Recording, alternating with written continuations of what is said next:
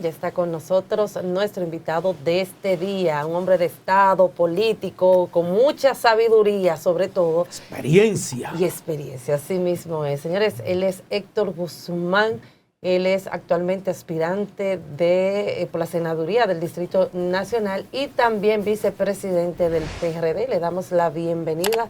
Como usted hay mucho que hablar, aquí es un día entero hoy. Yo se lo dije, se prepare. Buenos días a todos ustedes y a los amigos que no están aquí en sintonía con nosotros. Pero yo quiero aprovechar, comenzando el programa, para saludar a mi amigo y hermano Ismael Reyes a través de Pedro, por lo del partido del PRD, Partido Demócrata Institucional. Y sobre todo, sabiendo nosotros que Ismael es uno de los políticos decentes del país. Bastante decente. Y necesitamos políticos así, decentes, claros, directos, y que se la han jugado por la democracia. Entonces, para mí, así como yo lo felicito a ustedes, también para mí es una felicitación, porque una gente como Ismael y un partido así, a la democracia le conviene, que se mantenga activo. Y yo sé que ustedes lucharon mucho para eso, y lo lograron. Así que mis felicidades a Ismael a través de ti, Pedro. Gracias, Héctor, por estar aquí con nosotros. Héctor, precisamente tú que eres un soldado de la patria que ha estado en tantos escenarios políticos, un hombre que tiene historia. ¿Qué ha pasado con el sistema político dominicano y los partidos? Donde antes podía entrar al poder, yo conocí, por ejemplo, a don Luis Cepeda, un campesino parcelero, y Balaguer lo nombró a él en un momento dado gobernador. Gente de a pie, pero líderes comunitarios que ascendían al poder y la gente votaba por ellos como diputados, senadores, alcaldes. Hoy por hoy, y eso es lo que yo no entiendo, y por eso hay mucha gente que se está alejando incluso de la política, porque el que no tiene dinero no puede aspirar, porque si yo para ser diputado tengo que buscarme 100 millones o 200 millones de pesos para servirle al país. Entonces, ¿cómo tú miras? ¿Qué es lo que ha pasado en el país? Tú has traído un tema al debate que a mí me encanta, porque una de las funciones que tenemos que hacer los políticos es llevar a la conciencia de la población su gran responsabilidad que tienen a la hora de votar. Porque el sistema de partido político es donde descansa la democracia. Y en la democracia descansa la estabilidad política y social que tenemos. Nosotros tenemos más de 40 años con una estabilidad política y social que es envidiable por muchos países. Y eso es un logro del liderazgo político dominicano y de la sociedad dominicana. Y si hablamos de inversión y de desarrollo del país, se debe a esa estabilidad, que muchos países no la han podido tener como nosotros la hemos tenido. A pesar de nuestra diferencia en momentos de crisis, no hemos puesto de acuerdo para mantener la estabilidad y la paz social. Entonces la política, lamentablemente desde el interno de los partidos, ha venido degenerando. Yo soy honesto en decir que esa degeneración política inclusive ha ido provocando en la población cada vez más un rechazo o una opinión negativa a los partidos políticos. Y lo hacen de manera generalizada y dicen también a los políticos.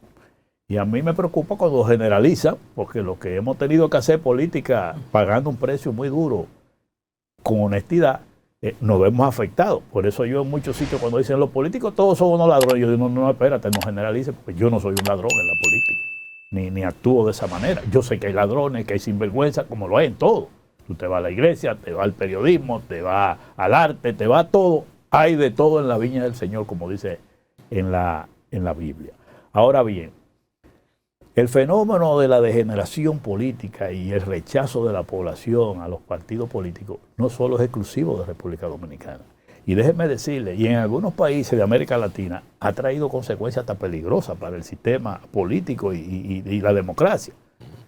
Y hay un ejemplo muy sencillo reciente ahora. Yo hablaba con unos amigos asesores de Costa Rica, que Costa Rica era para nosotros el ejemplo antes de la democracia y ese tipo de cosas, la Suiza.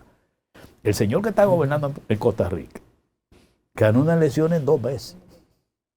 Él llegó en el último año, en un noviembre, luchando con Figueres, José María Figueres, que era todo un estadista, todo un hombre de la paz y la cuestión intelectual. Y ese señor con un discurso populista, acabando con lo político y metiendo la famosa agenda que anda por ahí. El tipo en 2 meses, él estaba con un 2% en la primera vuelta. Y cuando se fueron a la elección, el que estaba en segundo en todas las encuestas para la primera vuelta, El que estaba en segundo cayó, que no apareció, y el tipo apareció de una vez en segundo lugar. Y cuando fue a la segunda vuelta le ganó a Figueroa. Y tú te preguntas, ¿y qué fue? Pues el tipo tomó un discurso contra los partidos, contra los políticos, y la gente votó por él en Costa Rica, que estamos hablando que es una sociedad bastante formada, vamos a decir. Entonces ese ejemplo que tenemos ahí nos sirve a nosotros para la República Dominicana, que como dice Marino, tú ves gente que se mete en el activismo político y salen diputados, salen senadores y salen alcaldes a base de dinero, y mintiendo a la población y engañando a la población. Pero entonces cuando van y ejercen el puesto, ahí viene la consecuencia. Ahora mismo los costarricenses están en Costa Rica al grito. Pero ustedes han visto ya lo que ha pasado en lugares como el Perú, en otros sitios, que han venido estos fenómenos que surgen por el deterioro de la actividad política del sistema. Y después el país es que paga y ese tipo no puede terminar. Pues se puede, el país es un momento de peligro. ¿Por qué? Porque la política es para la política. El que va a manejar el Estado no puede ser persona improvisada, no puede ser una persona sin vocación de Estado, no puede ser una persona sin haberse formado. Y cuando tú sales y coges cualquier persona y lo haces presidente, y después tú ves que estamos todos mortificados, pero el hombre no sabe gobernar. El de Costa Rica que llegó, que es apellido Chávez, en un año lleva más de 20 ministros que lo ha cambiado. Porque él no sabe lo que está manejando. El tipo llegó ahí, no sabe, no tiene partido, no tiene estructura. Entonces el tipo llegó. Pero ahora tiene Costa Rica un problema. Y así ustedes han visto en América Latina lo que ha pasado. Entonces, en Dominicana, nosotros creemos que, como tú dices, de manera clara, lo que ha pasado es una degeneración de la política. Nosotros, los que éramos antes políticos profesionales, fíjense que inclusive en los escándalos de corrupción y todo lo que ustedes ven, es muy raro que usted encuentre un político profesional. Es posible que usted vea una persona que era empresario y se metió a política. Sí. O que era otra cosa y se metió a político. Pero político formado 24/7, como hacemos nosotros, es muy difícil. Porque la formación política, el compromiso político, la vocación, te hace cuidarte de muchísimas cosas. Y yo en ese tema, por eso yo invito a la población dominicana, que es la que tiene un poder muy fuerte a la hora de votar. Y a veces la gente, uno se queja de a quién tú eliges, pero tú a la hora de elegir, tú tienes en tu mano a quién tú vas a elegir. El arma, tú tienes, como no dices. Yo soy de lo que exhorto a la sociedad dominicana a que vote por candidatos ahora que vamos a elecciones, que son los que le convenga a su comunidad y a su país, sin importarle partido. Porque ahora tú te pones a comparar los partidos, yo soy honesto de decirlo, y no hay diferencia. Tú te recuerdas que antes tú decías, este partido es dogmático, este partido es esto, este partido es socialdemócrata, y tú establecías diferencias.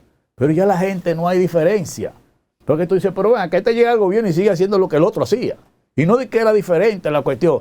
Entonces, ¿qué es lo que puede? Por eso es que yo siempre he dicho, al igual que los cargos, el cargo no es el malo o el bueno, es el funcionario. Es la persona. Claro.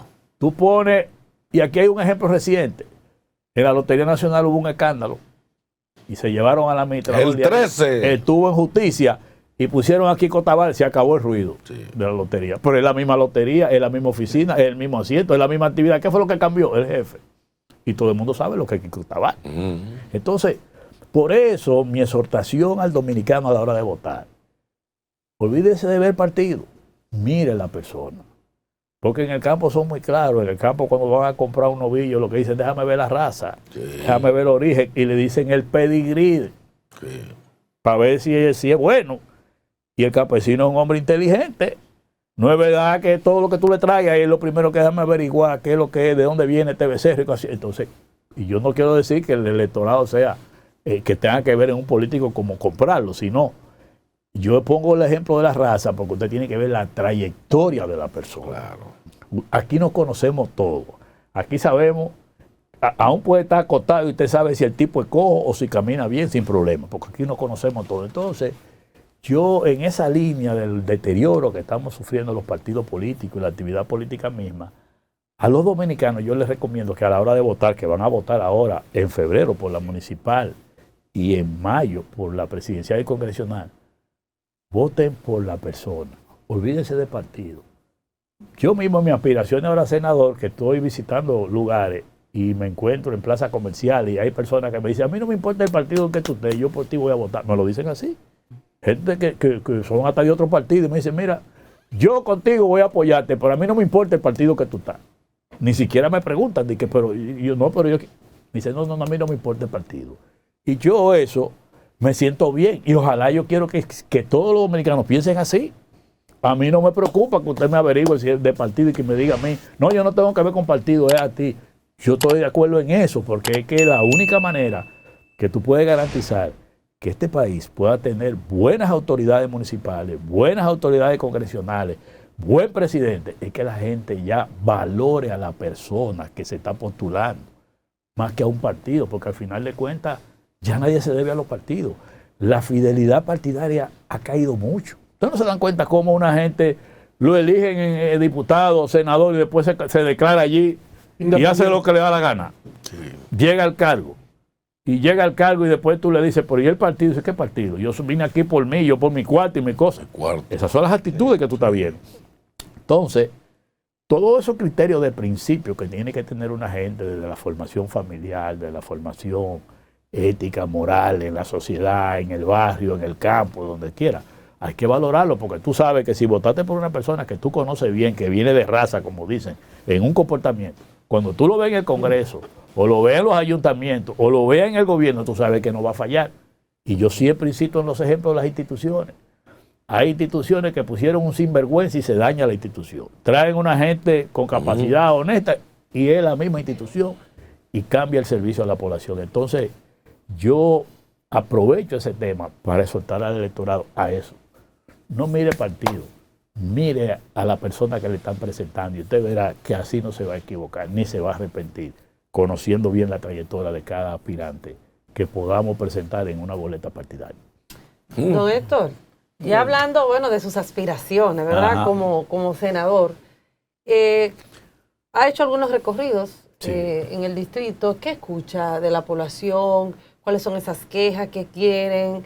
¿Qué necesitan? Más o menos, si nos puede explicar ese acercamiento que usted ha tenido. Mira, en mi contacto, que visitando en las 3 circunscripciones, que primero lo hice con los dirigentes del partido para explicarles las razones de mi decisión de aspirar a la senaduría de la capital y de motivarlo a que se incorpore, con lo cual tuve una muy buena receptividad y después me estoy yendo a la población. Voy a la población organizada, comerciantes, dirigentes deportivos, comunitarios. ¿Qué yo encuentro?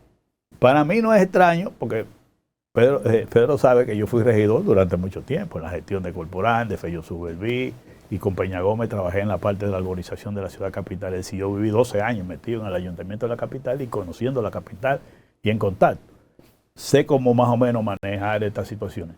Pero la verdad es que cuando tú estás en contacto con la gente organizada, sentándote a hablar, por ejemplo, yo fui a la zona colonial y me pasé 2 horas con el Consejo de Desarrollo Comunitario de la zona colonial, oyéndolo a ellos.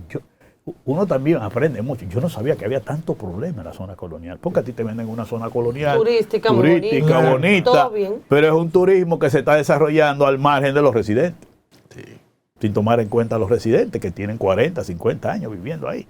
Entonces, el gobierno habla de grandes inversiones, pero no está tomando en cuenta a los residentes, que tú tienes que pensar en las inversiones en función de que los residentes también viven ahí y necesitan que tú lo tomes en cuenta para saber cómo invertir ahí, beneficiándolo a ellos también, no solo al turista que va 2 horas y se va. Bueno, ese fue el primer ejemplo que yo vi. Y me sorprendí cuando oí que el Hospital Padre Villini tiene un anexo. Bueno, el hospital está a la calle de la Mercedes, sigue cerrada. El hospital tiene una parte que está paralizado y le dicen los contratistas que por falta de cuarto. Yo digo, pero ¿y cómo es posible que el único hospital que está en esa zona, que vive tanta gente, esté paralizado porque no hay cuarto? Porque la salud y la vida está primero que todo. ¿Y cómo yo me voy a preocupar por una acera o por un adoquín para la zona turística teniendo un hospital paralizado? Es un problema de visión. Entonces, cuando tú me preguntas, Lorena, ¿qué yo oigo? Yo lo que estoy escuchando es que los problemas puntuales de la gente no son los que están en la agenda del manejo del Estado dominicano. Y ahí es que yo justifico mi aspiración a senador, porque yo digo es que la agenda del Congreso tiene que ir a la par con los problemas que la gente tiene. Claro. Si tú te pones a ver el Congreso actual, los problemas del país son el alto costo de la vida, ¿Tú has visto ese Congreso legislando para enfrentar el alto costo de la vida? No. El segundo gran problema es la inseguridad ciudadana. En todo lo que ustedes oyen de los debates, de los proyectos, ¿ustedes están viendo proyectos que tengan que ver para enfrentar el tema de la seguridad ciudadana? No. El problema del empleo, ustedes están oyendo proyectos ahí que tengan que ver para enfrentar, y así vamos. Mire el tema salud. El Código Penal. Mire el tema salud, este tema lamentable que hemos visto de las maternidades con la muerte, señores. En 3 meses estamos hablando de 3 niños por día. Sí. En cualquier país del mundo. Eso es una crisis. Un escándalo. Aquí tenemos que aprender a conocer la problemática, a pensar en la población, en la gente, primero que cualquier cosa, que lo material. Cuando tú hablas de la muerte de una persona, sea niño, sea viejo, sea adulto, eso es algo fundamental que tú tienes que averiguar qué pasa en esa persona. Es igual cuando se pierde un empleo. En nuestro país desarrollado, que uno va a Europa, cuando en una fábrica votan 5 empleados, el gobierno se preocupa y dice, ¿qué pasó ahí que votaron 5 empleados? Sí. Porque el empleo es fundamental para las condiciones de vida de una población. Pero aquí tenemos como una mentalidad como que en una empresa quiebra, cierra y votan 20 empleados y al Estado no le importa, no averigua qué pasó ahí. Si puede intervenir o ayudar para que esa empresa no cierre y se mantengan los empleos. En los países desarrollados eso es clave, un empleo, votar 5 y 10 gente. Llama la atención. Entonces nosotros que necesitamos más que los países desarrollados, eso no nos importa. Entonces, en conclusión, Lorena, lo que yo he podido ver es que los problemas que tiene nuestra población, graves muchísimos de ellos, no se corresponden con las políticas públicas que estamos llevando a cabo desde el gobierno y desde el Congreso Nacional. O sea, que al final de cuentas tiene que ver con los presupuestos, porque tiene que ver para enfrentar eso. Entonces hay 2 gobiernos. Hay uno que las autoridades creen que están gobernando y hay otro estamos que llevando, hay como 2 países. Uno que dicen que está bien, que turismo, que fiesta y mañana gallo.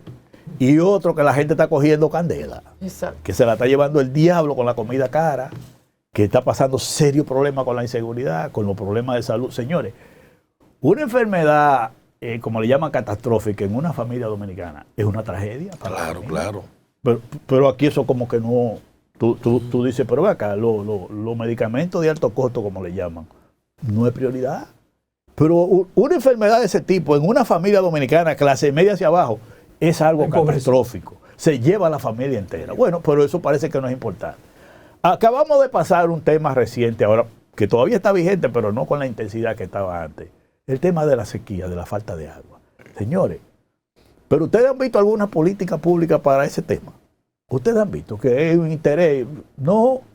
Y cuando tú oyes las estadísticas del mismo Estado, que te dice a ti, oigan bien, que el 72% del agua que se genera aquí con la lluvia del país se va al mar. El 72%. Con 34 presas de agua sedimentadas que no la limpian. Sin ni siquiera decirte todo eso. No. Que las aguas de riego que se utilizan para irrigar las plantaciones de esas presas, más del 50% se pierde. Sí. Tú dirás, pero ven acá. Pero todo está hablado, todo está estudiado, todo está analizado. Aquí en este país todo está estudiado, todo está analizado, qué es lo que hay que hacer. Eso es verdad. A ti te dicen hay que hacer 10 presas para ganar toda esa agua durante el año y almacenarla de manera que no pasemos esta sequía que pasamos. ¿Y ustedes no han oído hablar de eso? No. Nada. Llevamos años. No, con una ley para hacer eso no hay que tener la ley de agua, no hay que tener todas esas pendejas que de una vez creen que un problema se resuelve con una ley modificándola. Entonces yo le estoy hablando cosas crudas por manejo de Estado y la experiencia que uno tiene. Y uno ve cómo las acciones gubernamentales como que están divorciadas de la realidad que está viviendo la población. O sea, tú oyes yo oigo, por ejemplo, yo nunca me opondría a que se desarrolle Pedernal, nunca me opondría. Pero cuando yo oigo que el gobierno dice que va a invertir 14,000 millones de pesos para construir 2 hoteles en Pedernal, el gobierno, oiga bien, el gobierno está buscando 4 prestados en el Banco de Reserva para construir 2 hoteles, para cuando esos 2 hoteles estén construidos, lo administra el sector privado. A mí esa política me preocupa, porque tú sabes lo que son 14,000 millones de pesos invertidos en el Banco Agrícola para producir comida para el pueblo dominicano. A baja tasa de interés, yo creo que eso es más importante. Sí. O sea, tú tienes la gente muriéndose en los hospitales. Entonces tú me vas a invertir en un proyecto de esa naturaleza cuando yo tengo la gente que se me está muriendo en los hospitales. Señores, los hospitales, usted ha ido últimamente a los hospitales. Lo que usted encuentra en los pasillos, en la sala de emergencia. Y ya eso está llegando inclusive a muchísimas clínicas privadas que parecen un mercado cuando usted va. Y yo le voy a decir lo siguiente. Al enfermo, al ciudadano que lo llevan a una clínica privada, lo primero que lo mata es el bolsillo más que la enfermedad. Porque no puede. ¿Cuánto? Con todo el protocolo, que el análisis que y el seguro. Señores, pero aquí... y yo le estoy describiendo cosas porque yo la estoy viviendo con la gente que estoy entrando en contacto.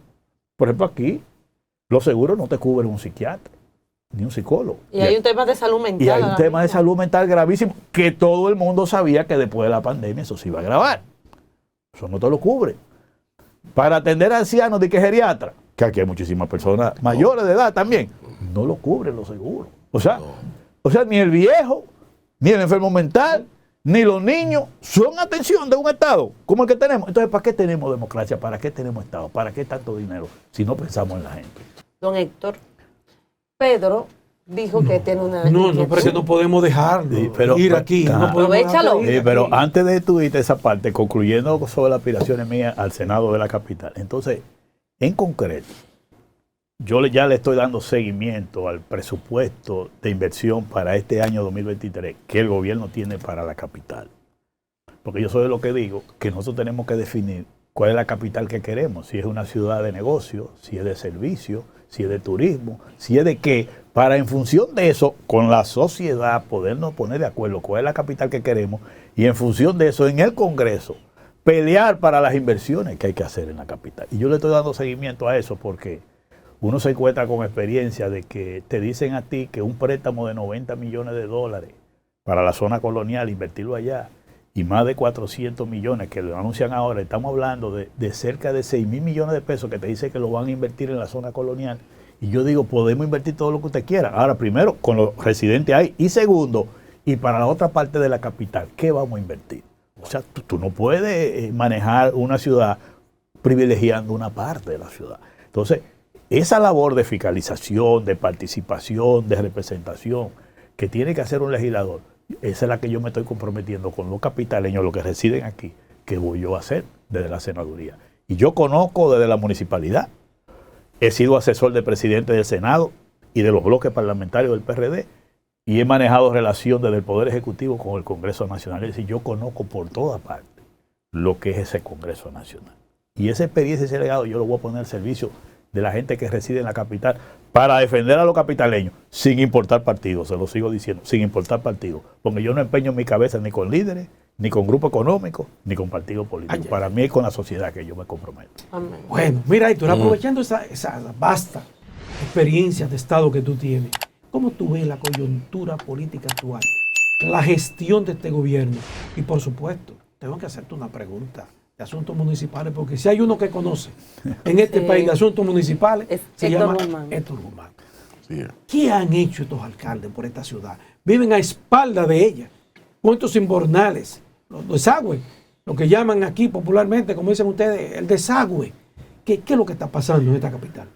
Mira, son varios temas que te cogerían un programa entero. Es que tú te vas a las 10 de la noche de aquí hoy. Porque mira, el primero es el político, la coyuntura política. Al día de hoy no hay decisión de primera vuelta en el nivel presidencial. Entonces, hay un factor importante que hace que los partidos políticos comiencen los escarceos de posibilidades de alianza que deben definirse. Yo diría que prácticamente, cuando digo definirse, conversarse y si hay o no hay, deben de decidirse prácticamente en el mes de mayo por el hecho de que el 2 de junio la reserva de candidatura de los partidos que van a primaria, que son los partidos considerados mayoritarios, más grandes, tienen que definirse y eso arrastra a los otros partidos. Entonces, cuando tú definas reserva de candidatura, se supone que tú tienes conversación con alguna otra fuerza política. Pero en materia de alianza no hay decisiones en este momento, ni para un lado ni para otro. Y en esos apretos están todos los partidos, incluyendo el partido de gobierno, porque a veces te preguntan a ti, ¿y usted qué están en alianza? Y no, nosotros no. La ley obliga a que todo el mundo tenga eso ahora mismo en conversación. Porque cuando tú decides la reserva, tienen que ver conversaciones con otro partido o con organizaciones sociales o con alguien, en ese sentido. De manera tal que cuando tú tomas el escenario político nacional, en este momento no hay preferencia electoral que te pueda decir que aquí se va a decidir elecciones en primera vuelta. Y mi experiencia, mi olfato político de lo que yo estoy viviendo en las relaciones políticas, porque tú sabes que en los partidos nos ponemos en contacto y los dirigentes estamos activos, me luce que hasta ahora el panorama parece indicar que vamos a ir a un escenario de primera vuelta con cada uno con su candidato y que las elecciones se decidirán en la segunda vuelta. Eso es hoy. Esto puede cambiar en un mes o 2 meses, puede cambiar. Pero todo parece indicar que en el nivel presidencial la opción que se va a tomar es que cada quien lleve su candidato. Tú tendrás a un Abel Martínez que aspira, tendrá a un Luis Abinader, tendrá a Leonel Fernández y en el caso del PRD a Miguel Vargas Maldonado y los otros que van a ir saliendo porque van a aparecer más candidatos y es posible que todos vayan, cada quien a medir su fuerza. Y entonces en la segunda vuelta será que se puedan producir una decisión electoral. Ese es el cuadro, que es diferente a lo municipal, que son las elecciones municipales, primero el 18 de febrero del año que viene, prácticamente eso estamos en campaña en lo municipal, y ahí hay muchos aprestos, pero no hay nada concluido todavía, de manera clara. De manera que el escenario electoral en el día de hoy pinta a que se decidirá en lo presidencial en una segunda vuelta. Y en los otros cargos no están definidos los acuerdos que se pudieron producir al día de hoy. Pero mayo, junio, ahí lo vamos a ver, qué va a pasar. Porque la ley obliga a que tú tengas decisión de ese tipo y ahí me imagino que a partir de ahí se harán públicas cualquier tipo de acuerdo que se hayan hecho, pero todo el mundo está ahora mismo trabajando con su propia fuerza. Tú me preguntas a mí que estoy aspirando a senador y yo ando buscando los votos para que la gente me apoye a mí. Si mañana otro partido me va a apoyar a mí, eso va a verse en el momento, pero hasta ahora cada quien está, como dice, trabajando por su candidatura presidencial, senatorial, municipal, hasta que cada quien muestre su fuerza, muestre su fortaleza, muestre su brazo. Eso en esa parte política. Y en la situación económica y social, todas las encuestas, las serias y las que no son serias que se publican, revelan que el país tiene una situación muy grave en materia de lo que es el alto costo de la vida, el precio de la comida, de la medicina, todo eso, la inseguridad ciudadana y el desempleo. Y de ahí va en otros temas como la educación y la salud, que para la población es una situación alarmante. Ese problema de la comida, mire señores, las cajas de los supermercados y de los colmados, que no es paje coco, porque cerca de un 70% de la comida que la gente compra es en los colmados que la compra. Y cerca de un 20% en los supermercados, cuando usted suma 70 y 20, el 90% va al supermercado y va a colmado. Y ahí eso es un griterío lo que hay. El gobierno anuncia una serie de programas, pero no funcionan. Llevan como 7 programas para... Hay uno reciente ahora que lanzó el gobierno. Ese es un proyecto, como dijo el mismo presidente, que dice que lo están organizando y que van a hacer un plan piloto en Santo Domingo Este. Es decir, que el gobierno todavía no tiene nada concreto en eso. Yo puedo valorar la intención, pero mi experiencia agropecuaria me dice que eso es insostenible. Claro. Eso es mi experiencia. Yo conozco cómo se maneja la política del campo, la comercialización, el sector agropecuario. Trabajé muchos años en eso. Desde un agente de crédito a un agente de área hasta funcionario de alto nivel. Vine todos los niveles del sector agropecuario y conozco muy bien de eso. Romper esa logística, nada más a nivel de transportación. No, como yo vi que anunciaron eso, yo dije, eso no es conocer la cultura. Exacto. De cómo se maneja el campo dominicano en materia de producción, comercialización y eso. Por ahí no es que anda la cosa. La intención es buena, el presidente, estos son de los temas que yo digo que debíamos como país buscar entre todos alternativas, porque todos queremos que la comida no le llegue tan cara a la gente. Claro. El tema de la inseguridad resolverlo también y el tema del desempleo, pero no con improvisación. A mí me luce que ahí hay una buena intención, pero no es sostenible. Igual que los combos, los supermercados, que ya tampoco aparecen, y la parte, o sea, son políticas como muy transitorias que al final de cuentas no son sostenibles en el tiempo porque chocan con la realidad. Ahí hay otros factores que entran en juego que no se pueden manejar así.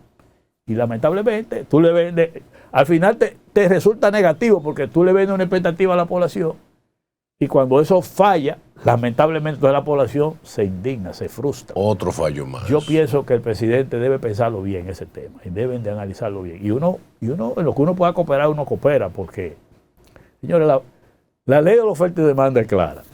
Un producto se pone a precio asequible, ¿vale? Sí hay mucho. Sí hay. Cuando hay escasez no hay quien lo baje, hermano. Porque el comerciante lo que hace es ganar cuarto.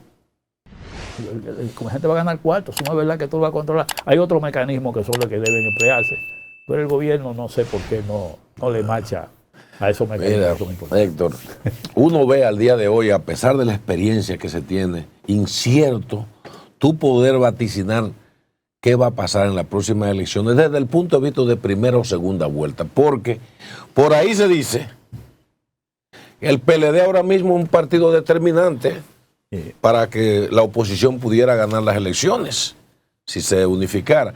Y por ahí andan rumores de que en el PLD hay un sector grande, muy importante, que anda recogiendo firmas para obligar una alianza antes de la primera vuelta. Eso se está moviendo por ahí. Y por otro lado, en la experiencia que hemos visto, este país no tiene tradición de segunda vuelta.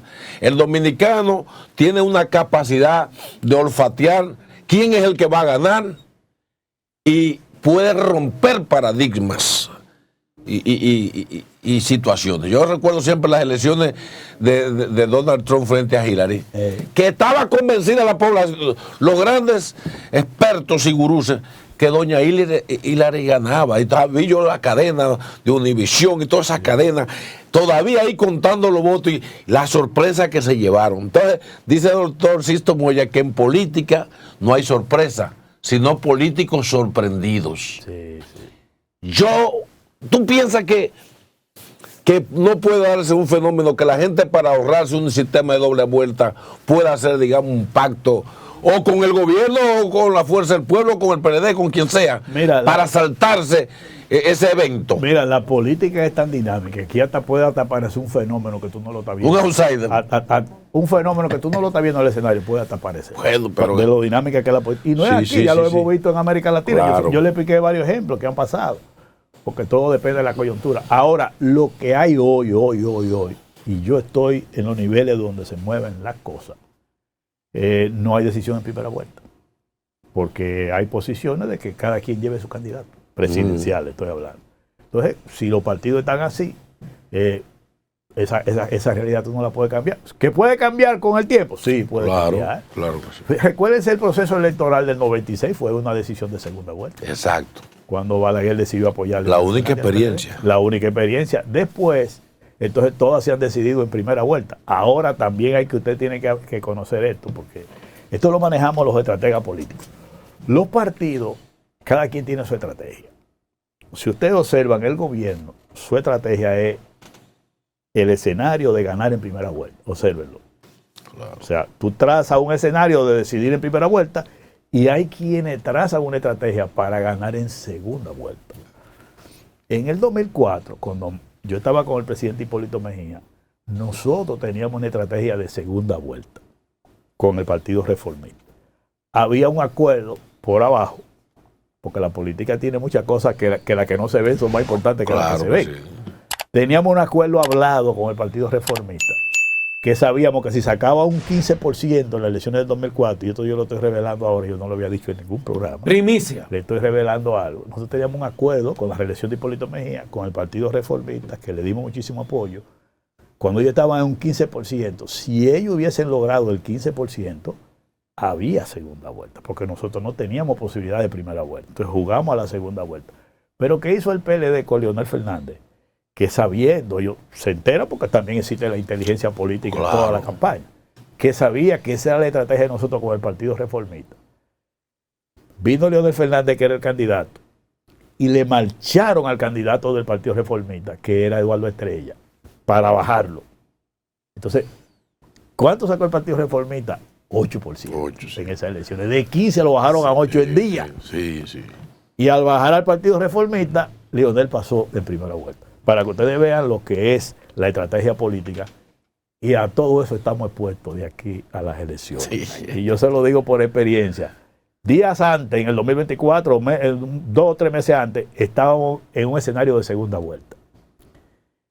Y por esa estrategia que desarrolló el PLD con Leonel Fernández a la cabeza, de bajar al Partido Reformista y a Eduardo Estrella, se fue Leonel en primera vuelta. Y no hubo segunda vuelta.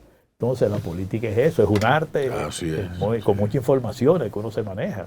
Entonces ustedes observan ahora el gobierno que está trabajando para decisión en primera vuelta. Claro. La oposición, que está hasta ahora misma separada, vamos a decir, dividida, cada quien con su candidato. Aparentemente. Bueno, cada quien tiene su candidato, yo gano, pero eso no quita que pueda producirse un acuerdo político. Pero también no quita que el gobierno pueda conseguir fuerza política de otro lado o sector importante y logre un pacto para querer seguir en primera vuelta. Porque ellos sí están claros, y generalmente el que tenga el gobierno es muy raro que juegue a segunda vuelta. Nosotros lo hicimos porque teníamos una candidatura en una situación económica y social muy difícil para el país. Sabíamos que no nos íbamos a primera vuelta. Pero generalmente desde el gobierno se juega la primera vuelta. Claro. Y la oposición se prepara para decir, si lo puedo derrotar en primera vuelta, lo derroto, y si no, se prepara para la segunda vuelta. Fíjense lo que pasó en Brasil. Sí. En Brasil con Lula, ahora reciente. Lula en la primera vuelta quedó ahí, pero no ganó. Entonces, dos partidos pequeños que quedaron en segundo y tercero, uno con un 3 y otro con un 4%, le dieron la victoria. Decidieron, sí. Para que usted vea que también en política no hay enemigos pequeños. No. Todas esas variables son las que uno trabaja. Cuentan en la política. Oh, pero acá nadie, oye, aquí hay alcaldías que se quedaron en empate y hubo que tirar un chele para arriba. Sí. En voto. Y otras se ganaron por 3 y 4 votos. Por 2 y 3 votos. Para que ustedes vean, porque eso lo sabemos, lo que estamos en la carpintería y en el día a día de la política. Y manejamos toda la información. Porque déjeme decirle que ya todo se investiga, todo se averigua. Inclusive yo puedo saber, mis seguidores, cuál es la simpatía que tienen, por qué lado yo puedo pactar una alianza para que la mayoría esté de acuerdo. Y yo lo investigo. Y ahora la investigación ha avanzado tanto, porque ahora hay y este es un dato también nuevo que se usa mucho en la política ahora. No solo existen las encuestas que uno hace físicamente de investigación, sino hay lo que le llaman las escuchas digitales. Sí. Las escuchas digitales ahora mismo son muy importantes porque ya tú también puedes saber la opinión pública, cómo está, a través de unos programas que hay que monitorean toda la opinión que se da en los medios digitales y en las redes sociales. Entonces eso te da una información que tú la tienes para saber por dónde tú debes manejarte. De manera que hay muchos recursos, muchos instrumentos, que ahora lo que hay que saberlo es leer los resultados para trazar política. De manera que de aquí a allá muchas cosas pueden suceder. Muchas cosas pueden. Antes de finalizar el poco tiempo que tenemos, la encuesta Gallup, hablando de encuestas, de guerra de encuestas, todo lo que ha pasado, si es así, si no es así, ¿cuál es su parecer, Noel? Mira, la encuesta Gallup, yo después que vi que el representante de la empresa, el amigo Rafael Acevedo, dijo que él admitió que hubo un error en la muestra. Y admitió otros errores, pues tanto, si una cosa comienza mal, termina mal, es decir, los resultados no vale la pena considerarlo. Pero de esa encuesta a mí me llamó la atención un elemento que poca gente lo ha señalado. Y a mí me ha tocado trabajar mucho en diseño de encuestas, evaluación de encuestas y resultados. Y ustedes no se han dado cuenta, pero esa encuesta fue hecha en Semana Santa. Por eso fue hecha del 1 al 5 de abril. Y nadie aquí hace una encuesta en Semana Santa. Porque es que las variables que se producen en Semana Santa, ese periodo no es apropiado para hacer una investigación porque los resultados van a ser viciados. Un problema de la Semana Santa es la movilidad de la gente.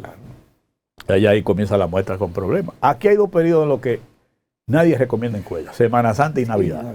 Nadie recomienda. Entonces tú tienes, a la hora de tú hacer una encuesta, tú tienes que saber también el momento que tú la haces. Y esa fue del 1 al 5 de abril. Es decir, el 5 de abril era miércoles santo. En plena Semana Santa. Entonces a mí me llamó la atención. Poca gente ha observado eso, pero como a mí me ha tocado diseñar muchas encuestas, tanto aquí como en el exterior, lo primero que tú vas a diseñar en una encuesta es tú decir, primero, los partidos lo primero que decidimos es qué queremos investigar, qué queremos saber. Y después que queremos saber, nos vamos a la muestra y después nos vamos a la muestra, ¿cuándo la vamos a aplicar? Entonces, por ejemplo, yo sé de una compañía que iba a hacer una encuesta aquí a principios del año y a mí me consultaron para el tiempo. ¿Esto qué tú crees? Vamos a hacer una encuesta política, nosotros queremos una consulta contigo. ¿Qué vamos a hacer? ¿Te parece en enero? No. Nosotros le sugerimos que la haga en la primera semana de febrero. ¿Por qué? Porque en enero quedan todavía los efectos de la Navidad. Sí. Y generalmente ese periodo, diciembre, enero, principio, a quien favorece al que está gobernando, porque ahí hay que se dan los dobles sueldos, hay que se dan las ayudas, hay que viene todo lo de Navidad. Entonces, como es un tiempo contaminado, tú no lo haces. Porque una encuesta es estadística. Tú tienes que tener la mayor cantidad de variables normales para que el resultado de la investigación sea creíble, sea confiable. Sí. Si está contaminado, tú no lo puedes hacer. Y eso de la encuesta Galo, yo te lo digo a un amigo mío que no lo habían visto. Y dijo, pero ustedes vieron el periódico. Cuando yo le digo, Semana Santa. Y, ¿cómo? Ah, no, pues eso no sirve. Le digo, no digamos así porque tú tienes una compañía encuestadora y si tú me pagas a mí para que te la haga, yo te la hago hasta un Viernes Santo si tú me la pagas. Oh, claro. Porque tú me la estás pagando, ahora si tú quieres creer en esos datos. Pidiéndole permiso a Jesucristo. Si tú quieres creer en esos datos, eres tú que crees. Y la gente está en la playa el fin de semana, de Semana Santa, y tú la quieres hacer ese día, bueno, pues eso es un problema tuyo. Entonces, de manera, Lorena, que a mí yo no entro en cuestionamiento de eso porque ya el mismo jefe de la Galo dijo que hubo error en la muerte y por tanto sus resultados no son valederos. Además de que, mire señores, las encuestas las tienen todos los partidos. Y había un comunicador precisamente donde presentaron esa encuesta que decía, pero si usted no está de acuerdo, presente la suya, el partido que presenta la suya. A mi amigo que está en ese programa, Ricardo Nieves, yo le digo, los partidos no publican sus encuestas porque cada partido hace su encuesta para diseñar una estrategia. Claro. Y si publica su encuesta, está poniendo en evidencia su estrategia. Y eso no lo va a hacer nadie. Ya, exacto. Entonces los partidos tenemos los resultados, tenemos los datos, pero no te lo van a publicar. Primero, si tú dices que esa encuesta la hizo tal partido, todo el que no es ese partido no cree en ella. Es lo primero. Y segundo, que tú pones en evidencia tu estrategia. Y nadie va a poner en evidencia su estrategia. Tú si vas a hacer una encuesta, tú dices, yo quiero investigar esto. Si tú la vas a hacer, yo dice, yo quiero investigar esto. Y si tú la vas a hacer, yo quiero investigar esto. Entonces cada quien tiene su propósito, su objetivo, su estrategia para diseñar. Entonces, si tú la publicas, te van a dar cuenta por dónde tú vas. Claro. Entonces, por eso es que los partidos no publican sus encuestas. Y déjeme decirle, hay mucho cuestionamiento con las encuestas, no solo aquí, en toda América Latina, y eso se ha estudiado, se ha analizado. Porque ahora, como las encuestas son compañías que dejan mucho dinero y negocio, hay muchas firmas encuestadoras que lo que hacen son encuestas para favorecer al cliente, porque si un cliente no le va bien, entonces te vota. Claro. Sí. Cancela la compañía, cancela el trabajo y la gente que tiene mucha compañía esa anda buscando su chelito. Pues Hipólito fue sincero cuando dijo que las encuestas las gana el que la paga. Pero por lo primero que tú tienes que saber cuando vas a analizar una encuesta es quién la pagó. Sí. Eso le llaman en estrategia política como algo que es lo principal. Sí. A ti te entrena, por ejemplo, todos los entrenamientos que yo he recibido de vocería y de diseño de campaña y cosas así, y sobre todo de vocería, con las encuestas, hay varios mensajes que te dicen cuando tú ves una encuesta. Primero, averigua quién la paga. Claro. Porque eso tiene mucho que ver con quién la paga. Y segundo, una encuesta, y esto le queda a los amigos televidentes que también están en este programa, sobre todo los jóvenes, una encuesta que tú no controles, no la ponderes. Porque hoy te puede favorecer y mañana te puede perjudicar. Así es. Sí, Esa es otra recomendación. Sí. Tú ves que aquí hay unos políticos a veces medio locovijos, que una encuesta sale favoreciendo y comienzan, tú ves esa ahí y comienzan así. Y después cuando le viene a revés, ¿y ahora qué tú haces? Porque tú no la controlas. Claro. Y el que está haciendo una sesión de encuesta que va a tirar varias, tiene un propósito. Sí. Fíjate que aquí hay firmas encuestadoras que dicen, son las más prestigiosas, las que siempre han acertado.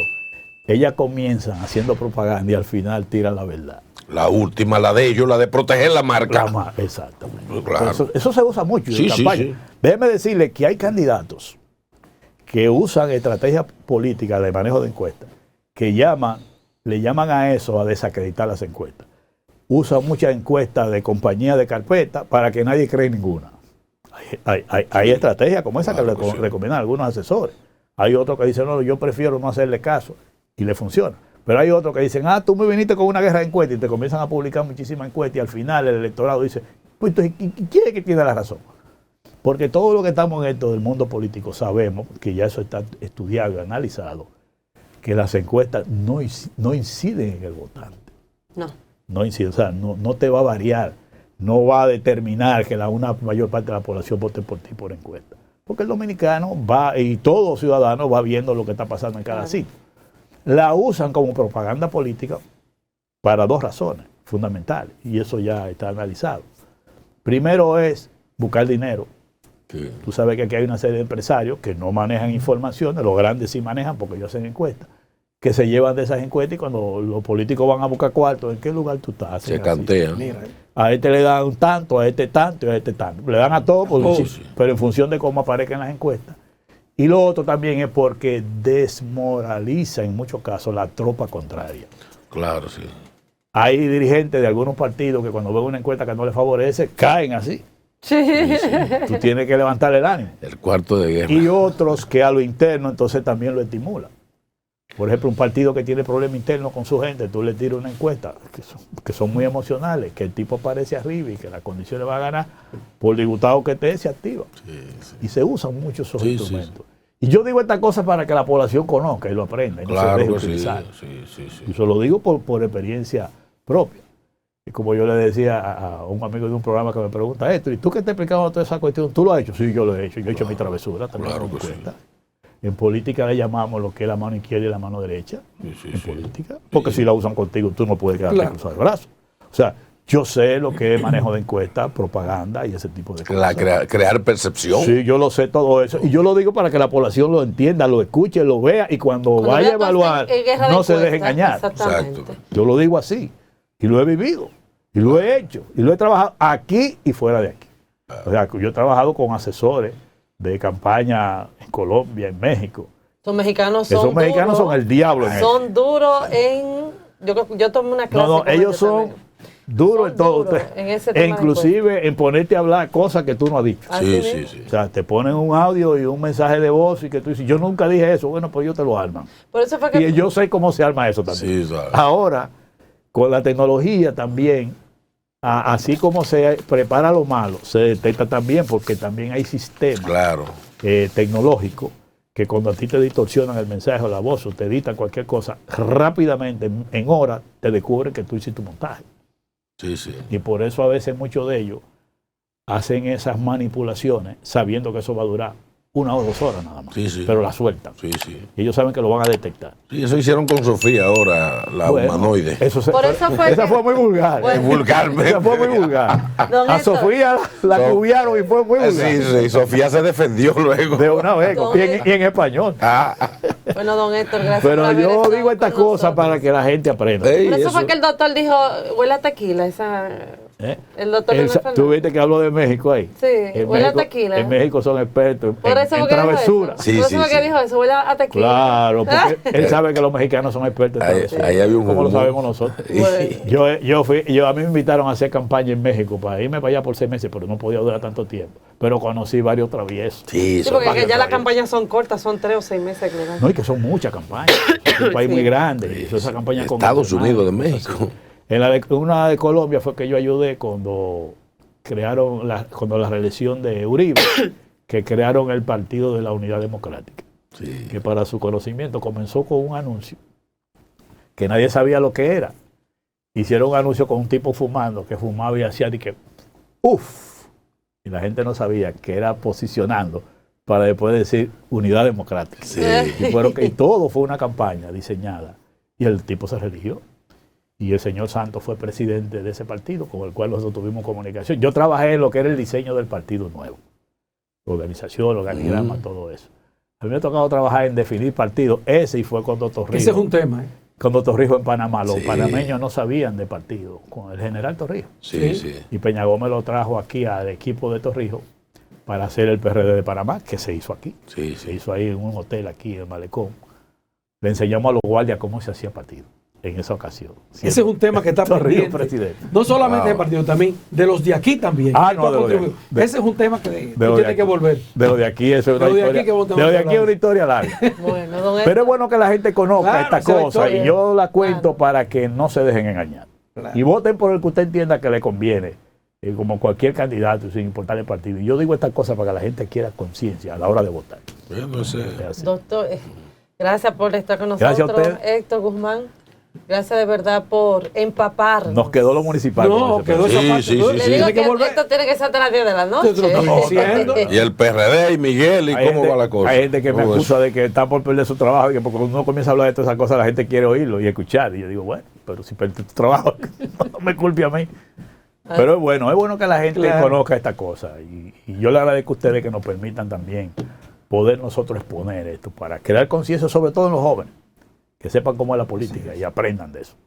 Así. Doctor, mira, aquí yo no voy a pedir permiso a producción porque aquí me está preguntando un televidente y no puedo dejarlo ir, lamentablemente. Mira que hemos estado como y no podemos porque siempre como que hay un tema, hay que aprovecharlo usted. Y me pregunta que a quién va a apoyar Miguel Vargas. No, fue lo que yo dije, que nosotros ahora mismo no hay nada decidido. Hay que esperar que el proceso avance. Pero si hay un, no sé. ¿Por qué él aspira a presidente? Claro. Pero nadie sabe si en una segunda vuelta tal vez pero hay que esperar. Él puede apoyar a los hermanitos, Hay que esperar. O a la Fuerza del Pueblo. Hay que esperar. Porque él y el presidente de la Fuerza del Pueblo, doctor Leonel Fernández, han coincidido como en 2 ocasiones fuera de aquí déjame decirte que una de las ventajas de la democracia dominicana es que aquí el liderazgo político siempre ha tenido buena relación, inclusive desde la época de Balaguer. La gente que cree que nosotros los políticos nos peleamos y como que nos estamos matando, no. Peña Gómez y Balaguer tenían comunicación y Jacobo Malluta y manejaban situaciones. Y así también Hipólito con un Bosch y lo hacía con el otro. Y muchas decisiones también lo consultaban. Sí, se consulta. Y ahora también hay comunicación, que Danilo, que Leonel, que Miguel, que Luis Abinader. Siempre hay comunicación. Claro. ¿Y es verdad que hay comunicación entre Danilo Medina y el doctor Leonel Fernández? Sí, lo ha habido, porque ahora con la misma situación inclusive ellos llegaron a hablar por teléfono y también hay gente que comunica uno de un lado a otro. No, porque por el tema salud, claro, el doctor déjeme decirle que pero a nivel político, los políticos nos comunicamos a ese nivel, o directo o indirecto a través de personas. Claro. En los momentos más difíciles de la crisis de Peña Gómez y Jacobo Malluta, a mí me tocó ser mediador, ser el puente de comunicación entre ellos dos. En un momento, que lo hacía Agripino también, con los políticos. Don Héctor, ¿y usted cree que pueda darse eso, de que Danilo Medina apoye al doctor Leonel Fernández a pesar de los conflictos que hubo internamente entre ambos? Mira, en política no se puede descartar nada de ese tipo de cosas, porque yo viví la separación de los líderes del PRD como Peña Gómez y Jacobo Malluta, y viví la unidad de ellos de nuevo. Claro. Entonces, si se separaron y se juntaron, somos humanos todos. Ay, los hermanitos, claro. ¿Se perdonaron? No, lo que se produjo cuando Peña Gómez y Jacobo Malluta se juntaron, ahí lloramos todos. Y ellos más que nosotros, inclusive el hombro de los dos lleno de lágrimas con el abrazo. Eso es lo que yo le cuento a muchos políticos con los que hablo. Le digo, mire señores, ustedes no se imaginan lo que es eso. Es que no se puede pensar con el corazón. Porque Peña Gómez y Jacobo Malluta eran 2 hermanos. Sí. Donde primero vino Peña Gómez a vivir aquí en la capital fue en la casa de Jacobo Malluta, que comía en el comedor. Y doña Elena, la mamá de Jacobo Malluta, era loco con Peña Gómez, que al principio no se quería sentar en la mesa. Y ella le dijo, ven, siéntate en la mesa que tú eres de esta casa. Para que usted vean las relaciones que había de esa gente. Es igual que Bosch y Malluta. Jacobo Malluta era el niño querido de Juan Bosch cuando fue presidente en el 62. Jacobo Malluta con 24 años secretario de Finanzas. Y cuando Bosch se fue al exilio a Puerto Rico, en la casa que Bosch se quedó, fue en la casa donde vivía Jacobo Malluta. Que cuando Juan Bosch llegó a esa casa, la habitación matrimonial que ocupaban la abandonaron para que Bosch durmiera ahí. Oigan bien, la relación. Y ellos estaban separados. Yo intenté juntar esas 2 gentes también. Y don Juan, que en paz descanse, me decía a mí que muchos de los PLDistas se sentían mal porque no lo veían bien. Me dijo a mí, Héctor, yo en la boleta del PLD te llevo a ti en cualquier posición, pero a Jacobo Malluta nunca. Sí. Él y yo hablando de frente. Yo digo, don Juan, pero las cosas no son así. De todas maneras, Jacobo Malluta me dijo a mí, yo conozco a don Juan más que tú. Sigue haciendo los esfuerzos, pero yo te puedo asegurar, y me puso la mano en el hombro, de que él no se va a juntar conmigo. Y después yo le explicaré las razones. Bueno, en otro programa, doctor. Gracias. Demasiado programa aquí. Sí, gracias. No les revelo estas cosas que ya... No, pero bueno, pues eso es historia. Eso es historia. Historia política, historia dominicana. No, hay muchas cosas que del liderazgo político dominicano, que como yo saco mi conclusión a veces, que a pesar de esas lumbreras, eran esos líderes, en algunos momentos actuaban con ingenuidad. Sí. Increíble. Eran otros tiempos. Increíble. Con muchas torpezas. Y sobre todo ingenuidad. Ingenuidad, no tenían esa malicia, esa cosa de... que tú ves ahora tan material. Porque yo decía, pero ¿cómo es posible que ustedes no entiendan eso? Y ese liderazgo con ese nivel. Porque fíjate, para concluir ya, como a mí me ha tocado trabajar con ese liderazgo de antes y el de ahora, yo he notado una diferencia muy clara. ¿Cuál es el elemento? Con aquellos líderes tú ibas a que ellos te orientaran y te dijeran. Con lo de ahora, tú vas a orientarlo a ellos. Esa es la diferencia. Y escuchan poco. Esa es la diferencia. Ahora sí, gracias por haber estado con nosotros, de verdad que sí. Tenerlo aquí, tiene que volver nuevamente, me debe una entrevista, lo digo de manera pública, sé que ya sabe, lo comprometí. Lo haremos.